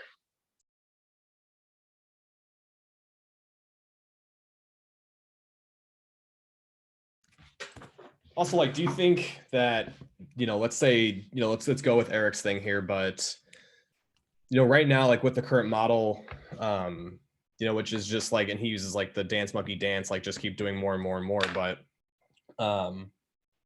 if the incentive now is you get paid more for doing more, like places are going to keep doing that, if it's, right. But I worked in an orthopedic group, the largest orthopedic group in North Texas. I was their director, right? So I work with my docs, and the docs with E&M codes, you're always figuring out how you document slightly longer. So you can get an E&M 1, 2, 3, 4, right? So an EM 4 is the high code. And then I'm going to do an injection. The reason so many injections get done is because it's a separate code. Right? Because that's not part of the case management of that case, right? So we're going to drive now. What equipment is good and how are we going to do that? Well, now everybody's going to buy a high dollar thing because they can get reimbursed more for that, even though it may not have any more efficacy than my little Tindec, right? As far as for some of the testing, right? So what are these other effects that are going to actually have? Because if you look at the game that's played, my doctors did soft good bracing on knees. Why? Because they get a reimbursement. It costs them $47 for that brace, and they're going to charge $347 for that brace, right? So a brace gets put on, they get an injection, they do this other kind of shit. Why? Because it makes them money. People are always going to be geared towards that, and changing that is just going to change the game that you play to get more money. And so we have to look at what those changes are going to be, and are they as deleterious as the system that we have, or more so, or less so, and then making a determination of the lesser of evils, because I think we're still just always going to be dealing with the lesser of evils, right? And so we've got to look at that, because people are going to be making that determination for how they're financially going to be driven. And so until we make that lesser of the evils, we're not going to get to that same place where it's just going to be what is that good care, unless it's me and the patient sitting down and going, here's what this is. Right. And I think I can get you well in 6 with this, but that will get you to this level. In about 12, I can get you to this level. And in 24, I can get you down to this level, and it's going to be this price point. And here's the things that we're going to do that. Which do you want to sign up for, and how do you want to go about doing that? Right. If we can get to a model where my outcome is generally known, and I'm saying in this many, and this amount, this is going to be your cost up front, and then we're going to get you to that point, the onus is on me. If I run a little long because I didn't get you there, now you and I, but it's got to be me and the patient, because again, that patient that comes in that's got no functional loss and is in pain, he still may want you to deal with his pain. He may not care about those other measures. Insurance says, sorry, you can't treat him. He's got no functional loss. but he's got something he wants dealt with. Now we need to have that conversation, me and that patient, without a third party or without anybody else in that mix, so that we can determine what his needs are and what his goals are and see if we can lead him to those goals.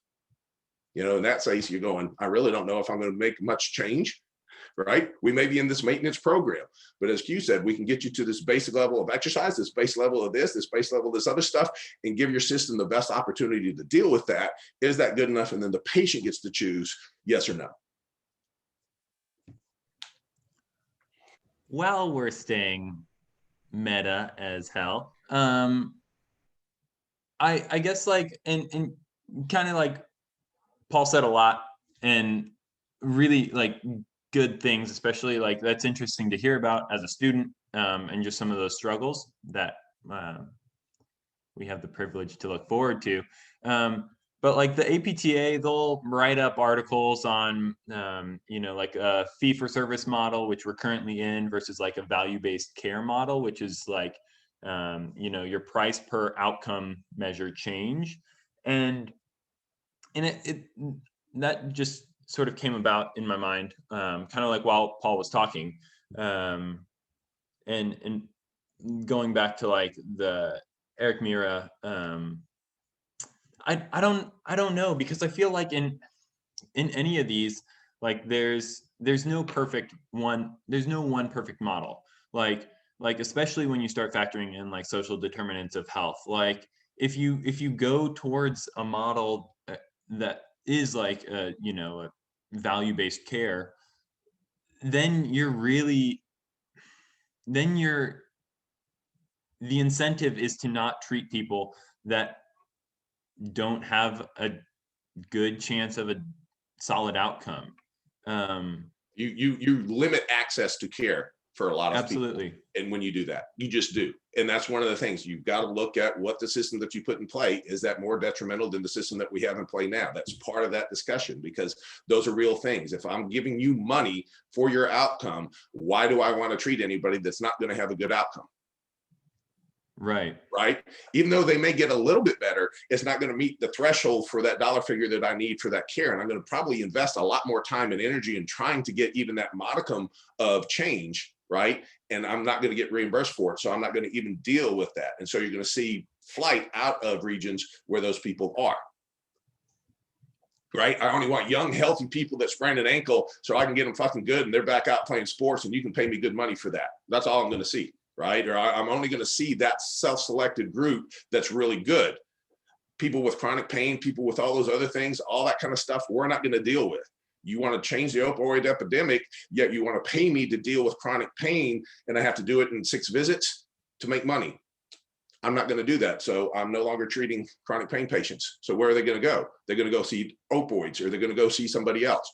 What are those determinants and what are those other changes? So we have to look upstream, downstream, and what are those changes, because it does affect a lot of people, not just our own pocketbooks, right? And not just what our profession, the way we want it to work, but what does that mean as far as the grander scheme? And that's hard stuff, which is why none of these changes are happening fast.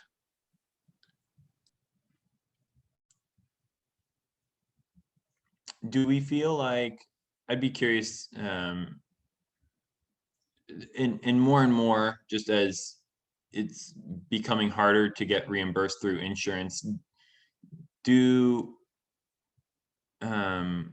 we feel like we can contribute and change and stay active within the profession if someone went to a cash-based only model?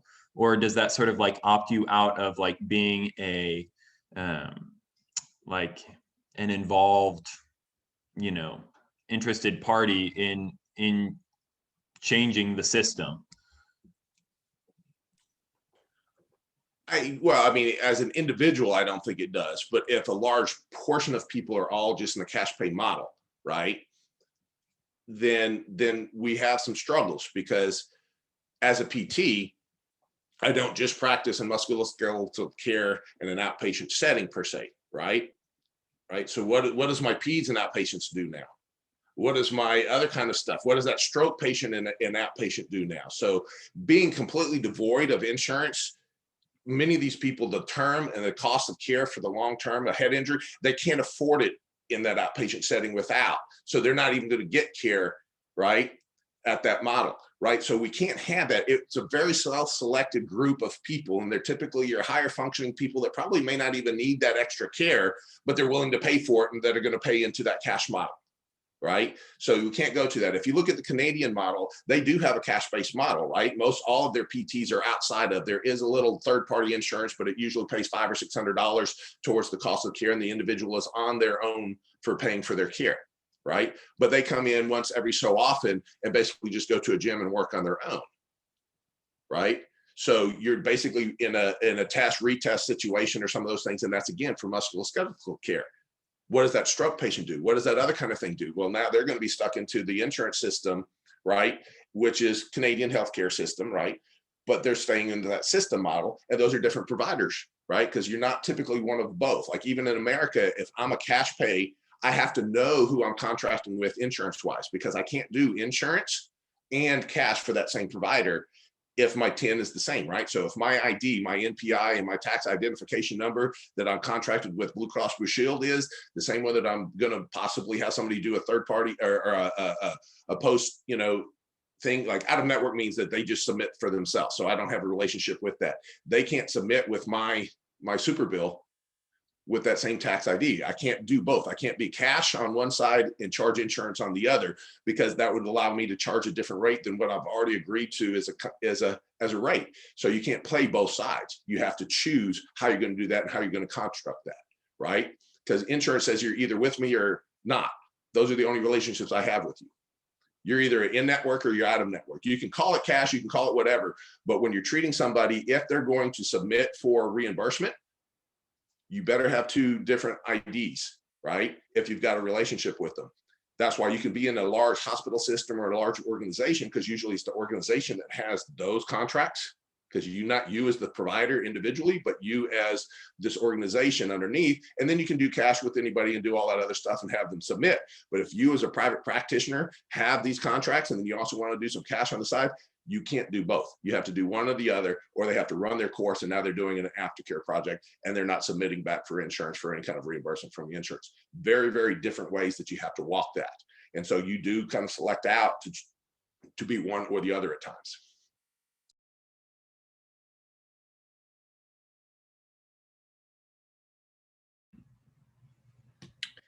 Dope. This might be a solid spot to stop. Bob, do you have any other final thoughts or things you wanted to touch on? No, I just appreciate the discussion today with everyone.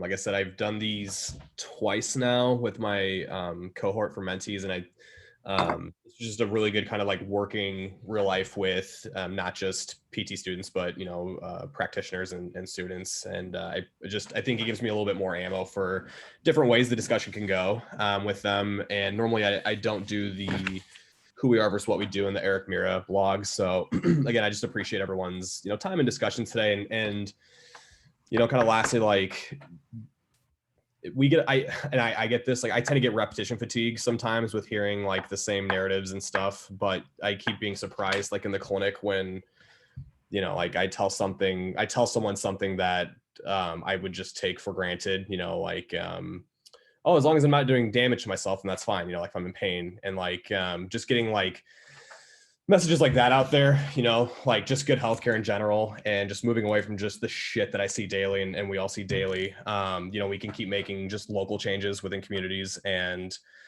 for me, that still helps me sleep at night, and knowing that these conversations are being had, and hopefully level up, barbell medicine, Cal, you keep growing, and we can kind of keep spreading our roots deep. So I just appreciate Chris for you letting me kind of jump on and lead this, and just for the discussion and feedback and everything. I was taking notes during this. So I've got some more bullet points for future talks on this. Hell yeah. Appreciate the time, Bob. Oh yeah, absolutely. Thanks, Bob. You're the man. Thanks everyone else for joining the party. Next week, we're going to have Travis lead. We're going to talk about the app you're creating. Is that correct? The ACL app with your colleague? Yes, sir. Yes, sir. Stoked. Is that 10 next week? Yep. Yeah. 10 every week. And then I think one other person the following week. And then I'm going to take about a month hiatus when I drive to Boston. So yeah. All right. That's all I got. Thank y'all for joining the party. Enjoy the rest of your weekend. All right, bye.